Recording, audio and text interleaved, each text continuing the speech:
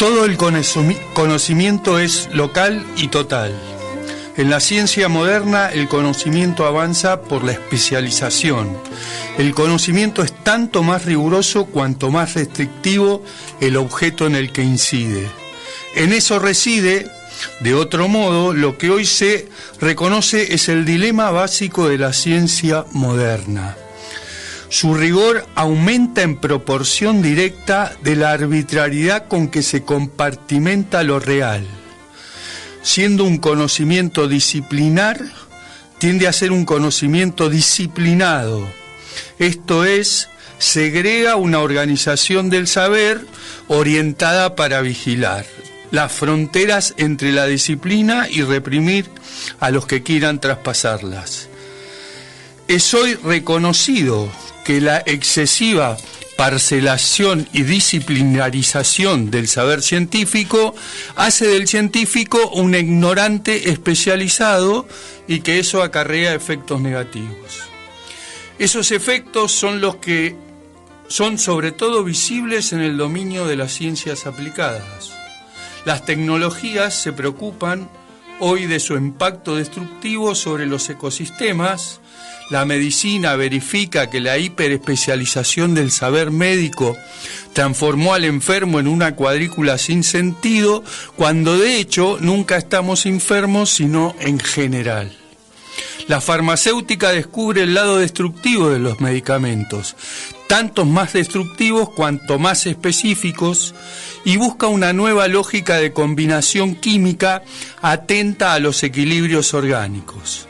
El derecho, que redujo la complejidad de la vida jurídica a la seguridad de la dogmática, redescubre el mundo filosófico y sociológico en busca de la prudencia perdida. La economía, que legitimará el reduccionismo cuantitativo y tecnocrático con el pretendido éxito de las predicciones económicas, es forzada a reconocer delante de la pobreza sus resultados, que la cualidad humana y sociológica de los agentes y procesos químicos entra por la ventana después de haber sido expulsada por la puerta, para granjarse el conocimiento de quienes la usan, que públicos o privados, institucionales o individuales, siempre estuvieron en una posición de poder con relación a los analizados.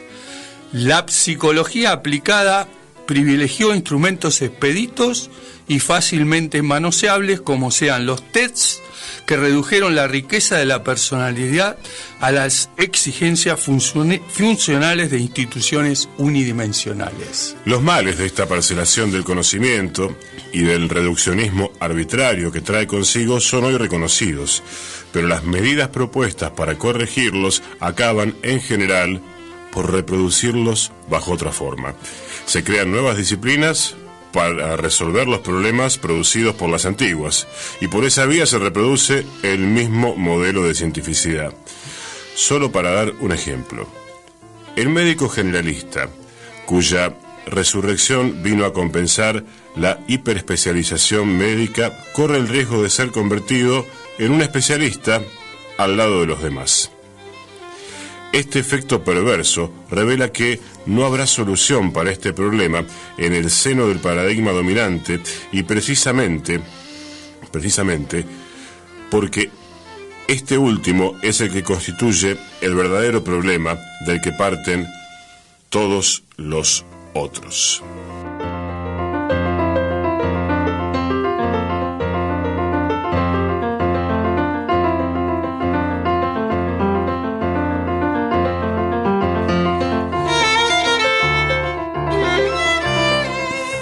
Muy bien, lecturas compartidas del día de hoy. Hemos invitado a un militante político, a un ingeniero agrónomo, a un estudiante de filosofía. Exacto. Entre otras cosas que él nos contará ahora. Primero, ¿qué leímos? Te pregunto. Leímos un texto del sociólogo Buenaventura de Sousa Santos. Es un sociólogo contemporáneo, está vivo, es portugués él, y ha desarrollado todos sus estudios en búsqueda de construir una nueva forma de conocimiento alternativo que en este caso, en este título, la llama una epistemología del sur, y lo que apunta en realidad Buenaventura de Sousa Santos es a cuestionar todo el modelo, en este caso científico, pero el modelo cultural, y apunta específicamente a derribar los tres grandes dualismos de la modernidad, que son sujeto-objeto, humanos-naturaleza y cuerpo y alma, ¿no? Entonces lo que intenta es rescatar saberes que han sido silenciados, oprimidos, y justamente habla del sur no por una concepción geográfica, sino aquellos que sufren las consecuencias del modelo, los marginados, desde el punto de vista laboral, económico, científico, cultural, y busca rescatar aquellos conocimientos que se han perdido al adjudicarle la producción exclusiva de conocimiento a la ciencia moderna, ¿no? Están escuchando a Carlos Favaro. ¿Y por qué elegiste este texto?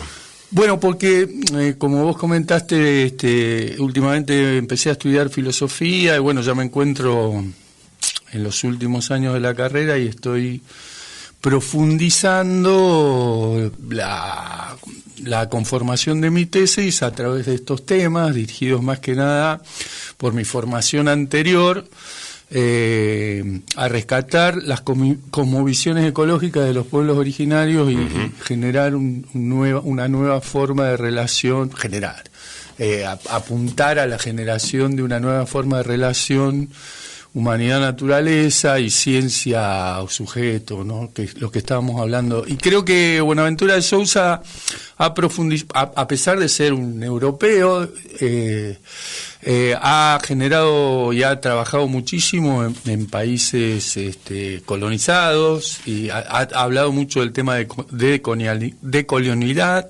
y bueno, en ese sentido me parece muy interesante que estos textos que parecen bastante técnicos, científicos y aburridos, hay que trasladarlos al lenguaje más cotidiano, más popular, para que entendamos que el problema es el modelo que tenemos, en realidad, y hasta que no cambiemos las condiciones de desigualdad y de conflicto desde el punto de vista ecológico, social y económico, van a ser imposibles de resolver, ¿no? Y bueno, él llama también esto de recuperar conocimientos que han sido ignorados o ocultados, como son conocimientos generados a partir de vivencias de otro tipo que no son las científicas, y que nos cuesta a nosotros mucho entender que allí hay conocimiento y hay saberes cuando nos han educado en que lo único que genera conocimiento es la ciencia, ¿no? La disciplina científica. Carlos, vos, además de indagar, de estudiar, has participado de experiencias políticas desde el llano y también desde el gobierno, digamos. Hablamos del municipio de Bahía Blanca. Y lo ligo esto a el periodo exacto de tu participación para... sobre los 90, pero... Yo fui concejal del 89 al 93 y después fui funcionario hasta el 2003. Entonces la pregunta es, hablando de esto que decías, parecen temas muy teóricos, ¿para qué sirve pensar estos temas ligado a pensar la ciudad hoy? Bueno, yo creo que, y yo lamento no haber estudiado filosofía antes, ¿no?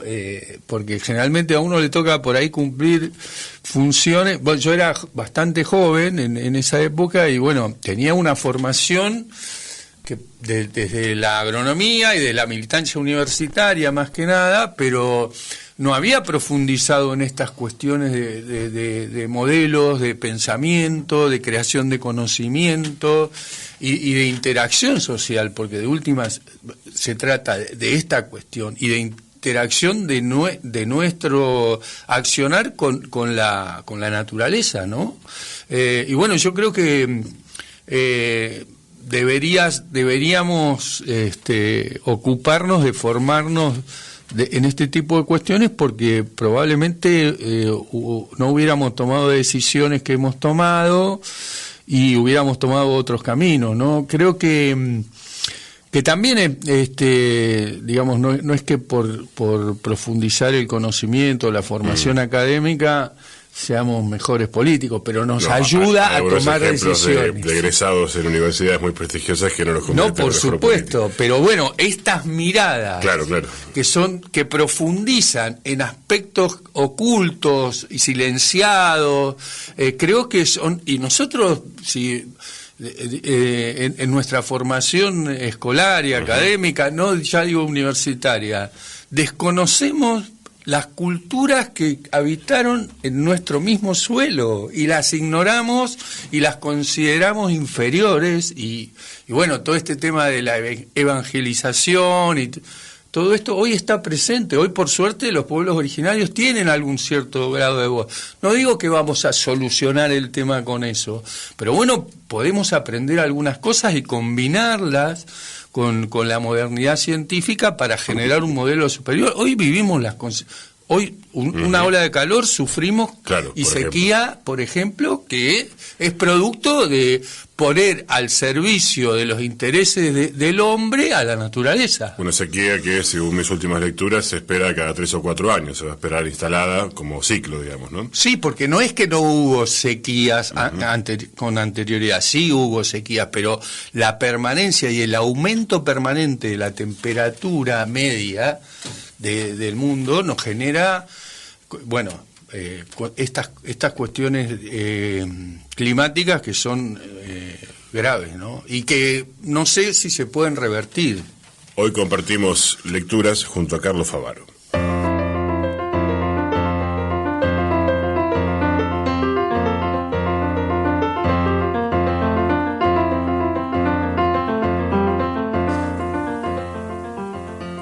En el paradigma emergente el conocimiento es total. Tiene como horizonte la totalidad universal de que hablara Wigner o la totalidad indivisa de la que hablara Bohm. Pero siendo total es también local. Se constituye alrededor de temas que son adoptados por grupos sociales concretos con proyectos de vidas locales, sean ellos reconstruir la historia de un lugar, mantener un espacio verde, construir una computadora adecuada a las necesidades locales, hacer caer la tasa de mortalidad infantil, inventar un nuevo instrumento musical, erradicar una enfermedad, etcétera, etcétera. La fragmentación posmoderna no es disciplinar y sí temática. Los temas son galerías por donde los conocimientos concurren al encuentro uno de otros. Al contrario de lo que sucede en el paradigma actual, el conocimiento avanza a medida que su objeto se amplía, ampliación que, como en el árbol, procede por la diferenciación y por el esparcimiento de las raíces en busca de nuevas y más variadas interfaces. Pero siendo local, el conocimiento posmoderno es también total porque reconstruye también los proyectos locales, resaltándoles su ejemplaridad y por esa vía los transforma en pensamiento total ilustrado. La ciencia del paradigma emergente, siendo que, como dije antes, se acepta como analógica, es también asumidamente traductora, o sea, incentiva los conceptos y las teorías desarrollados localmente a emigrar para otros lugares cognitivos a modo de poder ser utilizados fuera de su contexto de origen. Este procedimiento, que es reprimido por una forma de conocimiento que concibe a través de la operacionalización y genera a través de la cantidad y de la uniformización, será normal en una forma de conocimiento que concibe a través de la imaginación y generaliza a través de la cualidad y de la ejemplaridad. El conocimiento posmoderno, siendo total, no es determinístico, siendo local, no es descriptivista. Es un conocimiento sobre las condiciones de posibilidad. Las condiciones de posibilidad de la acción humana proyectada en un mundo a partir de un espacio-tiempo local. Un conocimiento de este tipo es relativamente ametódico, se constituye a partir de una pluralidad metodológica. Cada método es un lenguaje y la realidad responde en la lengua en que es preguntada. Solo una constelación de métodos puede captar el silencio que persiste entre cada lengua que pregunta. En una fase de revolución científica como la que atravesamos, esa pluralidad de métodos solo es posible mediante la transgresión metodológica, siendo cierto que cada método solo esclarece lo que le conviene y cuando esclarece lo hace sin mayores sorpresas. La innovación científica consiste en inventar contextos persuasivos que conduzcan a la aplicación de los métodos fuera de su hábitat natural. Dado que la aproximación entre ciencias naturales y ciencias sociales se hará en el sentido de estas últimas, cabrá especular si es posible, por ejemplo, hacer el análisis filológico de un trazado urbano, entrevistar a un pájaro o hacer observación participante entre computadoras. La transgresión metodológica repercute en los estilos y géneros literarios que presiden la escritura científica. La ciencia posmoderna no sigue un estilo unidimensional, fácilmente identificable. Su estilo es una configuración de estilos construida según el criterio y la imaginación personal del científico. La tolerancia discursiva es el otro lado de la pluralidad metodológica. En la fase de transición en que nos encontramos, son ya visibles fuertes señales de este procedimiento de fusión de estilos, de interpenetraciones entre cánones de escritura. Clifford Geertz estudia el fenómeno en las ciencias sociales y presenta algunos ejemplos. Investigación filosófica que parece crítica literaria en el estudio de Sartre o de Flaubert. Fantasías barrocas bajo la forma de observaciones empíricas, la obra de Jorge Luis Borges. Parábolas presentadas como investigaciones etnográficas, Carlos Castañeda. Estudios epistemológicos bajo la forma de textos políticos, la obra Contra el método. Y como Geertz, podemos preguntar si Foucault es historiador, filósofo, sociólogo o politólogo. La contraposición transdisciplinar e individualizada, así está bien dicho, a la que estos ejemplos apuntan, sugiere un movimiento en el sentido de la mayor personalización del trabajo científico. La contraposición transdisciplinar e individualizada a lo que estos ejemplos apuntan, sugiere un movimiento en el sentido de la mayor personalización del trabajo científico. Esto conduce a la tercera característica del conocimiento científico en el paradigma emergente.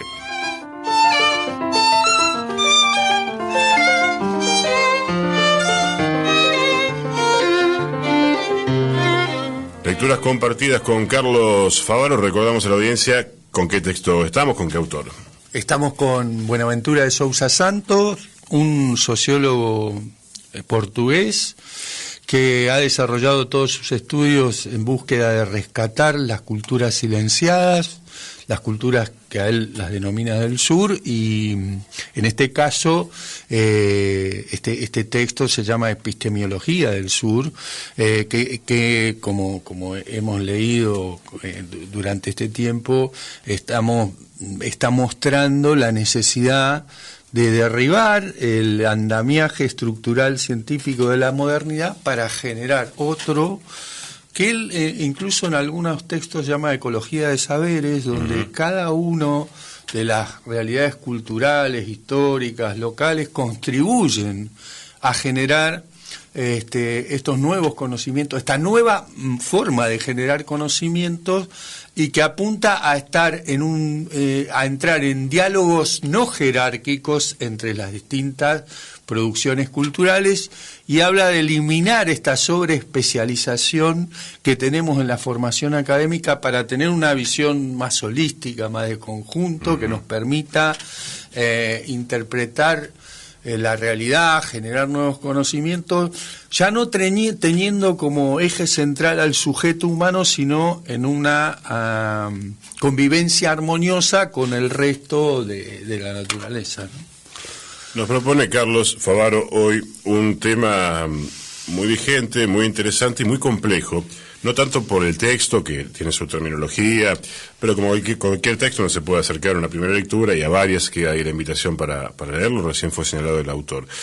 Pero otro problema, que es un lío que tenemos en la cabeza como sociedad América Latina y este país, hijo de la Escuela de Sarmiento, que es precisamente la mirada europea, eurocentrista y cientificista en un punto. Todavía cuando se entran a las universidades, algunas, todavía en América Latina, a estudiar filosofía, por ejemplo, hay un señor, una señora, recibida hace unos años, que le dice, resulta que había una vez unos tipos, y sobre todo tipos porque eran tipos los que estaban en la asamblea, en Grecia, que de golpe pasaron del mito al logos. Eran todos unos burros de los egipcios para atrás, no había ningún conocimiento válido, y estos griegos que son que inventaron la democracia, que son unos fenómenos, y que todos nos regimos por eso, pasaron a el logos en el sentido de la ciencia del conocimiento real, verdadero. Y ahí está otro tipo, Platón, que dice hay una verdad porque detrás de las cosas hay una cosa que es real. Entonces ya no es una construcción social, ya aparece esta idea. Y eso de alguna manera va configurando la idea de que la ciencia no tiene ninguna fisura, ningún problema, y entonces hablar en nombre de la ciencia, y esto otra vez es la modernidad a la cual vos hacías referencia, es hablar de la verdad y es tener la verdad. Y digo que es complejo el tema porque de golpe también en el contexto de la pandemia, algunos hablando en contra de la ciencia, resulta que dicen que por ahí la Tierra es plana, pese a que se puede subir un avión y más o menos observar cómo es la esfera y qué sé yo, o se oponen a no a las empresas o cómo se producen fármacos en el capitalismo, cosa que yo también me opongo, sino a la ciencia en sí mismo, a la posibilidad del conocimiento para ponerlo al servicio de la humanidad. Entonces, esta introducción es larga para dejarte hablar a vos, en el sentido de que entre una manera de mirar el mundo, que es poética, que es metafórica, que es la idea de explicar el mundo a través de, para ponerlo en algún sentido, del mito, y otra manera que es el conocimiento científico, el método científico. ¿Qué hacemos con este lío? Porque a veces yo me confundo y no sé de qué lado estar. Bueno, sí, claro que es complejo. Por eso yo creo que con certeza, con algún grado de certeza, este autor que recién leímos habla de la ecología de los saberes y habla de diálogos no jerárquicos. ¿Qué significa esto? Que bueno, que si bien en el método, en el modelo de la modernidad, la ciencia es la única que, o a través de ese método que se puede alcanzar algún grado de conocimiento verdadero, para llamarle de alguna manera, hay otros saberes que no son productos del método científico, que tienen su validez, que tienen su jerarquía y que no es menor a la científica, y sino que hay que ponerlos en diálogos para... lo que queda claro, no debemos despreciar de ninguna manera el conocimiento científico. Es una de las formas de generar conocimiento. No hay que confiar ciegamente en la ciencia, hay que cotejarla, hay que evaluarla en la aplicación, hay que ver cuáles son los beneficios y cuáles son las contradicciones que tiene alguna del conocimiento. De hecho, la ciencia se va modificando, claro. Los conocimientos científicos se van modificando, y creo que el que más puso en cuestión derribamiento de la modernidad fue Einstein, cuando dijo, no, bueno, es relativo la cuestión, y bueno, se desmoronó todo, pero todavía seguimos con poniendo exclusivamente el criterio de verdad en manos de la ciencia, ¿no? Claro, cuando en una conversación alguien dice, esto está demostrado, aparece ahí la ideología, ¿no? Cientificista. Obviamente. Lo leí en una revista científica, por ejemplo. No, pero claro, pero vos recién lo decías con el tema de que, bueno, las personas que formada, Cavallo ha sido formado, es un científico, económico. Bueno, digamos, después está la cuestión política, de la forma de entender al mundo y la relación del hombre con el mundo y con sus semejantes y con aquellas especies que no son semejantes, ¿no? Hablando de el eurocentrismo y de América Latina, está lleno de pensadores, de pensadoras. América Latina no tiene tanta difusión, pero hay muchas. Y aprovechando este vínculo tuyo con el pensamiento, con la filosofía, te invito a tal vez pensar algunos nombres, algo que te haya a vos, esas lecturas hecho reflexionar, o quien quieras mencionar. Pero yo pienso en 2 o 3 en América Latina. Por ejemplo, en el caso de Leonardo Sisner, el argentino, un filósofo muy poco estudiado, ninguneado en la academia, y que hoy empieza a ser reconocido en otros lugares del mundo. Aquí, Enrique Dussel, que es uno que está más reconocido académicamente y que ha trabajado muchísimo durante su vida, precisamente para criticar esta visión eurocentrista. Y después hay muchos que no son específicamente filósofos. Hablábamos de Borges o David Viñas u otros con diferencias ideológicas, claro está, ¿no? Sí, sí. Pero que han pensado el mundo a través o de la literatura o del ensayo como género. Y uno suele ver que, o hablan de, yo le digo en chiste, Wan Chan Kane. El coreano, sí. Han, de apellido. Sí, Byung-Chul Han, ahí está. Byung-Chul Han, o de algunos otros europeos, sí, etcétera, y por aquí hay pensadores, ¿no? Y pensadoras. Sí, sí, muchísimos. Y creo que, bueno, también este modelo de ver del eurocentrismo, de ver a todo lo bueno que está en París o en Roma o en Londres, nos hace perder estas cuestiones y nosotros lo vivimos en la cursada, en la misma universidad, ¿no? Más allá que uno puede tener diferencias, filósofos, sociólogos como Rodolfo Kusch, que ha estudiado la cuestión de los pueblos originarios, que ha planteado una nueva, vinculado incluso al tema religioso. Juan Carlos Escanone, que fue uno de los fundadores de la teología de la liberación, maestro del Papa, no es estudiado en nuestra universidad. Y si vos ves el programa de la carrera, hay solo 2 materias que se salen de la lógica eurocentrista. Una se llama filosofía oriental y el otra filosofía argentina y latinoamericana. Lo demás es todo filosofía europea, historia de la filosofía europea. Historia de la filosofía europea. Sí. Historia de la filosofía europea, historia de la filosofía europea.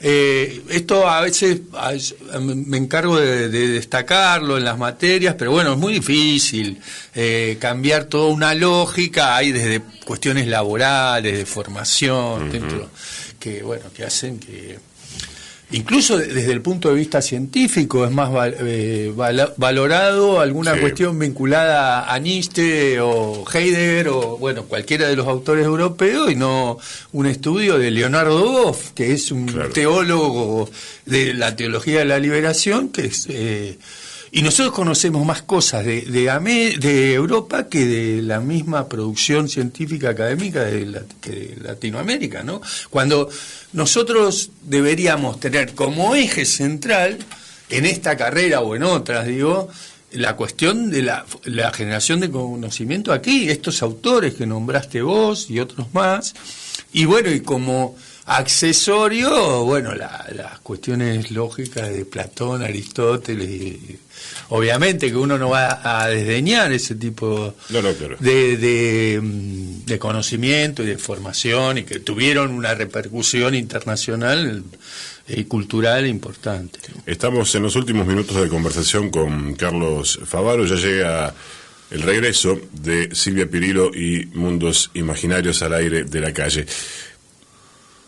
Vamos a, si pensáramos en superioridades e inferioridades, a derraparnos por un tobogán rápidamente hacia el barro de lo político local.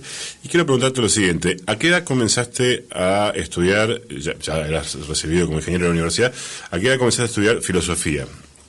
Yo, filosofía formal. Formalmente en la Universidad Nacional. Hace 4 años. 4 años. ¿Podemos decir a qué edad? Sí, tengo 63 años. Bien, a los 59. Sí. Uno observa que el nivel de política, el nivel de formación política y por ende de la discusión política local ya no está por el subsuelo, ya está derramando en el centro del mundo, digamos, ¿no? Prendido fuego a mucha temperatura. Ya no se discute, tampoco digamos que nunca fue ideal, pero sí había cuadros políticos con formación y con preocupación por algunos temas, incluso que hacen a la historia de la humanidad, etcétera. En tu caso, con una militancia política con una existencia en la ciudad, decidís incorporar herramientas del pensamiento. Te pido por último, en el tiempo más breve que puedas, una reflexión sobre esto. ¿Para qué sirve estudiar, conocer, preocuparse por cierto grado de formación? No para decir, como la Grondona, ponerse los lentes y citar pavadas en latín, sino para comprender el mundo, tal vez eso. ¿Para qué le sirve un militante político? Y lo pienso porque también veo mucha gente de 18, 20, 30 años que a lo máximo que se acerca a un libro, es una guía turística, y parecería que hay alergia a eso. Todavía no entiendo muy bien por qué. Sospecho de cuanto más estúpido sea alguien, más manipulable es también dentro de un partido político. Pero ¿para qué sirve el conocimiento cuando uno intenta militar políticamente? Bueno, yo creo que somos más... Bueno, yo soy un poco más grande, pero nosotros, yo me acuerdo antes de ocupar cargo, cuando militábamos en la Franja Morada, y nos juntábamos regularmente 2 o 3 veces por semana a discutir documentos políticos, y no solo a leerlos, a discutirlos, a compararlos de otros partidos, documentos.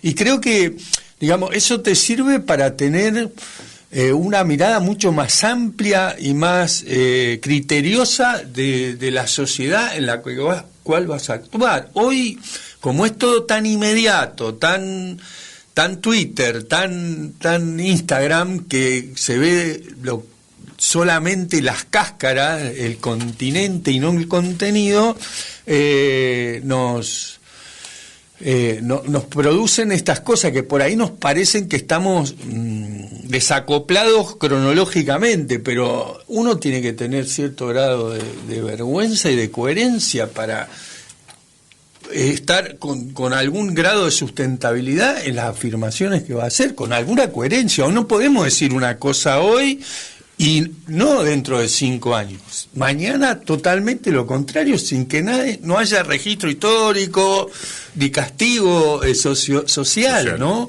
Creo que debemos... no sé si volver para atrás, que es difícil, y que es imposible, mejor dicho, pero sino profundizar este grado de discusión racional. No se puede discutir sobre si mandaron ventiladores o no. ¿Me entendés? ¿No? Sí. Digamos, hay una discusión más profunda, hay unos modelos sociales. 2 semanas con la fiesta del cubanito, por ejemplo. No, ni hablar. La fiesta, ¿viste? Está bien que haya fiesta, yo no critico, pero no se puede ser el centro del debate político. Temas, claro. Esos son los temas planteados, claro, para la discusión solamente. Claro. Muchas gracias por acercarte. No, gracias a ustedes y los felicito por el equipo y por el programa. Gracias. Carlos Favaro, Lecturas Compartidas. Y de esta manera nos despedimos de un programa de radio de emisión diaria que se llama...